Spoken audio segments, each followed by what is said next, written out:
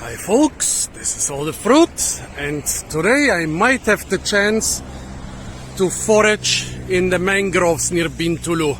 Well, this is no mangrove park with a nice mangrove boardwalk. Enter at your own risk, hours, and a lot of other warning signs which I'm not gonna film, because this most of all seems to be a dumping ground for soil. I guess those are not gonna stay mangroves for long, but they want to turn them into, who let the dogs out? Well, I think I'm not supposed to say that. Now I have to find out how to beep this out. Don't eat me, parent lovers. Well, we are here between the city of Bintulu and the industrial port of Bintulu, the biggest in all of Malaysia. And I guess they are planning to turn this area into some... Oh, those things are big. Okay, mister. Those things are big, but the guys are giving me a thumbs up, so I guess the dogs are not gonna eat me. So this area is supposed to be turned into, I guess, another industrial port or industrial zone. Yeah, Bintulu seems to be the biggest port of Malaysia, and they want to make it even bigger. But it's one of the easily accessible natural areas around the city of Bintulu. So I want to do some foraging here, as long as this place still exists. So a couple bananas and coconuts at the entrance, but here where there are still too many people, I don't want to forage too much. Just want to sneak deeper into this zone, start foraging then. This is one of the plants they call pattaya beans around here. You can boil the beans and eat them, and then your pee will smell. Don't know what the palm behind it is. Well, guess there is a little trail where I can sneak and go and start my foraging trip. Yes, you could see the big dumping site on satellite over there. Pity there are bananas and sugarcane in this direction. Probably an old garden which has been properly already expropriated, so only the workers of the construction project are profiting from it. But for now I want to sneak away here. This road seems to be closed for vehicles, and since people around here are not very much into walking, they might leave me alone. Look at that, this entire shrubbery is overgrown with passion fruit, with the invasive Passiflora foetida. Very small fruits, but still tasty enough. Also, there are two plants of terong pipit, or the pea eggplant. Out of all eggplants, this is the most vigorous one here, and pretty much the only one I've seen in a feral state, but in a lot of places. Okay, guess I made it past the people. Now I can forage in peace. The casuarinas have nothing edible, unfortunately. They're also drying up swamps, so they are a very controversial tree to plant. Here is a river which is already influenced a lot by the tides here. Now we are at low tide. It's a small river. At high tide it will be 30 meters wide and probably a meter deeper than it is now. Singapore rhododendron. However, the fruits are not ripe yet. Well, it's anti-inflammatory, so you can chew the branches to prevent gum troubles. Or if you already have gum troubles, dig out the roots in a clean spot, wash them thoroughly, and chew them. Very valuable plant. Dentists in your area don't want you to know this. Oh, hi folks. Okay, those don't look like guards, so it seems that this enter at your own risk was sincerely. You can enter at your own risk. Oh my. Okay, they entered at their own risk into a little hole, so let me walk around the other side.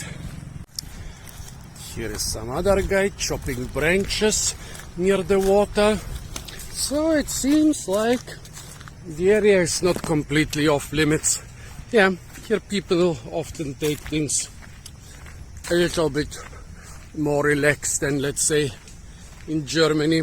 Although in Germany I'm sneaking into such places all the time anyways, since I was a little child. So maybe, yeah, people everywhere in the world, and guards and workers everywhere in the world, seem to take such stuff kind of relaxed. Here, the flood has already come up. The river in this spot is already like 50 meters wide. Very low biodiversity around here. I mean, I expected low biodiversity, but this is even a lot lower than what I expected. I mean, you start here with mangrove. The mangrove here in this area of the world is the most biodiverse mangrove in the world. More than 23 species compared to just three species, for example, in Florida. But it's still not as biodiverse in plants as the remaining, as the normal jungle. And now it has been probably land filled with a lot of soil and then planted with casuarina. I hope there would be more seeds of fruit trees and stuff in the trash, but no, not really. Over there you can see this giant peninsula they are making inside the sea from, yeah, basically from soil they are digging out everywhere in the city. In front of me it seems to look very idyllic in some places, but I would prefer it to be idyllic with fruits. Very interesting. This giant bay / lagoon has much clearer water than the sea. The sea outside of Bintulu and basically outside most of Borneo is basically a brown soup where you cannot see more than 10 centimeters. This here you can see, well, 30-40 centimeters deep, and the stuff actually looks like water rather than mud. Despite all the soil dumped there. See this palm shrub in the water? This is a nipa palm with huge edible fruits. Also, yeah, I guess I know why they don't strictly restrict access, because with all those Malayu people and their boats there is no chance they can restrict access to this area. Those people have been fishing here for centuries, and I think they will continue fishing here no matter what. Even if you tell them don't come here, you will have to put up so many guards that it's not really feasible. Guess that's why they are a little bit loose with security here. The guards are not my main problem. This is the realm of the saltwater crocodile, or more correctly estuarine crocodile, because this is an estuary, and the estuarine crocodile is the only animal in the world that sees humans as nothing else than perfectly sized chunks of meat. And they like to hang out in such areas where there is a lot of nutrients, but also around here not so many people are gonna disturb them.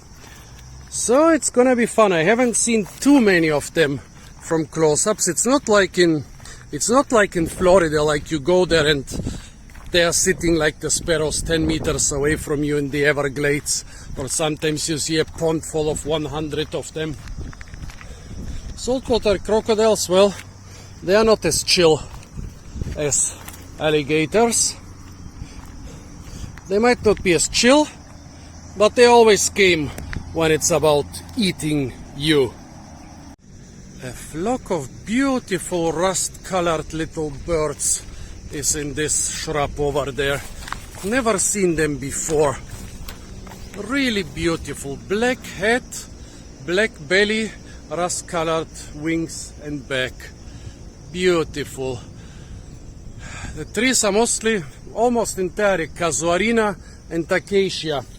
Both are not native to this area, and the surrounding biodiversity is minimal, folks.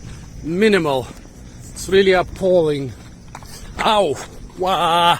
Sorry, didn't want to insult you here. Also, there is a big meadow right in front of me. Not too many ferns here in this meadow, but mostly grasses. Is this maybe due to salinity? There are not so many meadows around here. Look at this one. There are some ferns back there. Also no pitcher plants around here. Really extremely poor biodiversity. Here you can see the combination between extremely poor soil and maybe what else? Salinity or what? I saw those empty, well, naked spaces on the satellite image. I didn't think I would still find them here. I mean, the satellite image is probably a couple years old. But look at that.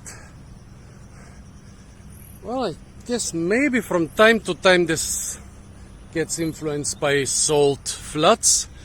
But still, you can also find such places inland. They are so poor in nutrients that almost nothing will grow here. Couple grasses grow around this little ditch here. Casuarina grows here and there.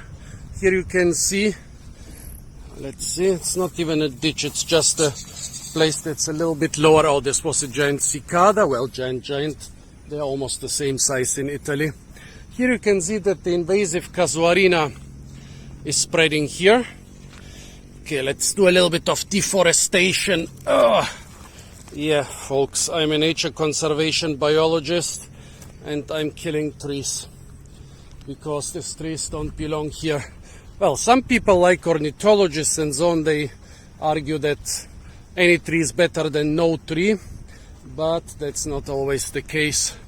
But around here, I think it hardly matters. All the trees I can see are just casuarina and acacia, both among the worst invasive species in tropical and subtropical areas. And I have nothing to forage. Nothing. Very eerie landscape. Yeah. Part of it is meadows, part of it is naked ground. Actually, the meadows have increased a little bit. The naked ground has decreased. On the satellite image there was mostly naked ground.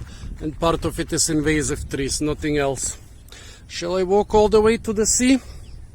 I have to walk back all the way, and it's not a short walk.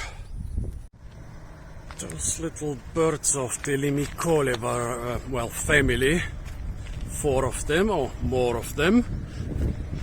Here it looks somebody has munched on a heron.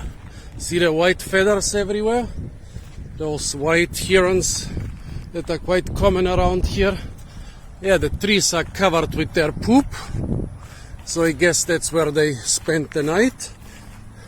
Well, if the trees are covered with their poop, it's even possible that nobody has munched on a heron, but this is just the result of months and months of cleaning their feathers. Yeah, good to know what predators are in the area, although, yeah, well, whatever. The only predator that's dangerous for me around here is the estuarine crocodile. I know that it's in the area. I was on the beach on the other side of this estuary last night, and the girl I was with told me, no, people don't swim here, there are too many crocodiles. Any other predator, you as a human here in the coastal areas don't need to care about. Here you can clearly see that the whole area is not natural. They have made a dike out of big rocks. Those don't even seem to be local rocks, folks. This is granite.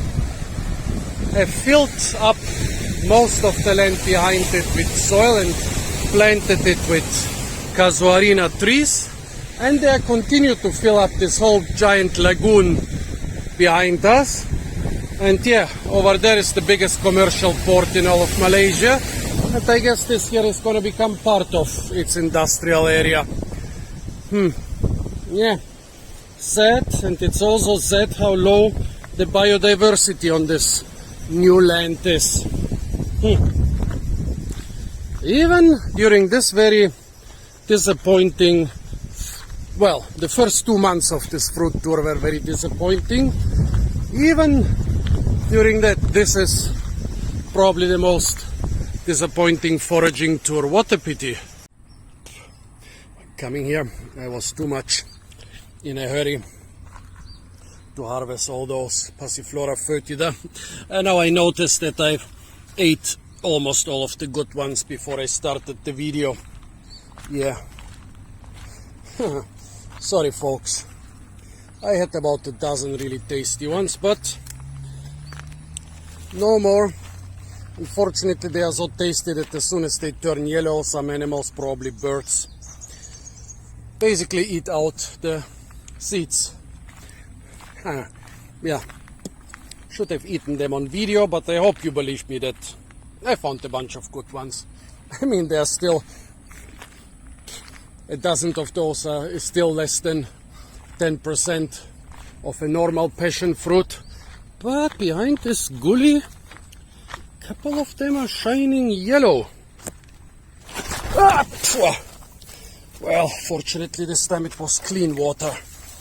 Oh, but I hope it was clean water. Doesn't smell, it doesn't look bad. Oh, it starts raining from above anyways. So, where are the ones that looked so yellowish? Come on, there are literally thousands of those fruits here. And I saw some which look kind of ripe. Now I can find only unripe ones. Here is one. The birds don't attack other passion fruit like they attack those tiny ones. Maybe the other ones, the wine is so thick that it's not worth for the little birds to harvest them. Only one? That's not much. By the way, you can eat the whole plant as long as it's young. Leaves, tendrils, flowers and so on. They make it into a type of spinach. More over there, but nothing edible. Well, let's see if you'll get a second laugh when I'm crossing the ditch. Gonna be more careful this time. Haha, laughs last. For months I confuse vines and roots and sticks and think they are snakes, but this body here is real. Okay, at least he's skidding away. Whew, crazy, that's already the second snake on a road today. I wonder how many I've trampled on and they just skiddled away instead of biting me. Rain has started, but this looks like the remnants of an orchard or a garden. So, if we want to do some big foraging, that's our best chance. A lot of manioc over there. What is this? I hoped for it to be a jackfruit, but it's just, oh no, tadpoles everywhere. I cannot walk through those puddles. Don't want to destroy the tadpoles. Okay, so we are walking around. Okay, coming from the other side. Bananas, not sure what type, but I'm sure that if the original, well, probably the original owner got some money for the orchard, but I'm sure they are still checking on it. Also the workers are probably still checking on it. Bananas are good food. They seem a little bit angular, the plants seem a little bit tall, but I'm not sure. I cannot say if it's pisang kapok or something else. Plants are a little bit small, and the bananas are a little bit not angular for pisang kapok, but they could be. Nothing on those. Some taro here, some more bananas in the background. Here's some sugar cane in front of us, a sugar cane in flower. Rain is getting heavier, but I want to do at least the orchard.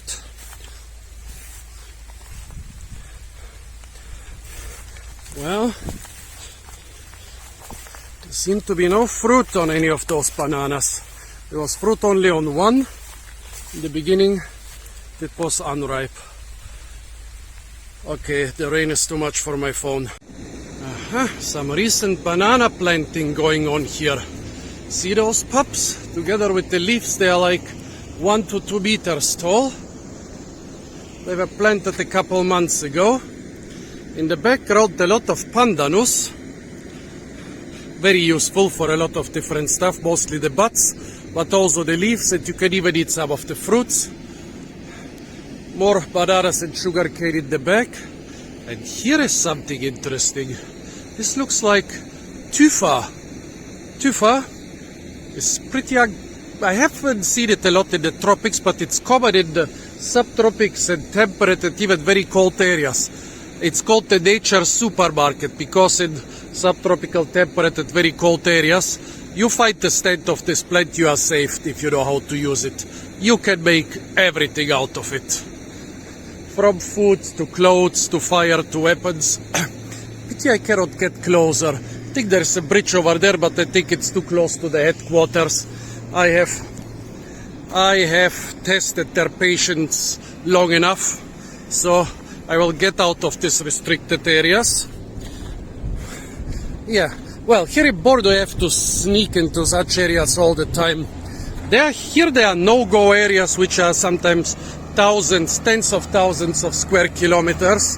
This was a small one, just a couple square kilometers. But if you go into a giant area which is reserved to logging or to some other industry, yeah, basically it feels like this times 100. So for about 5 minutes the rain was horribly strong. Now it's a lot less again. And those great people from the donut stall, from the roadside donut stall, saved me and adopted me.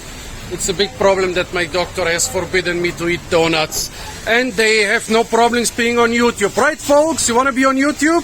Yes. Great.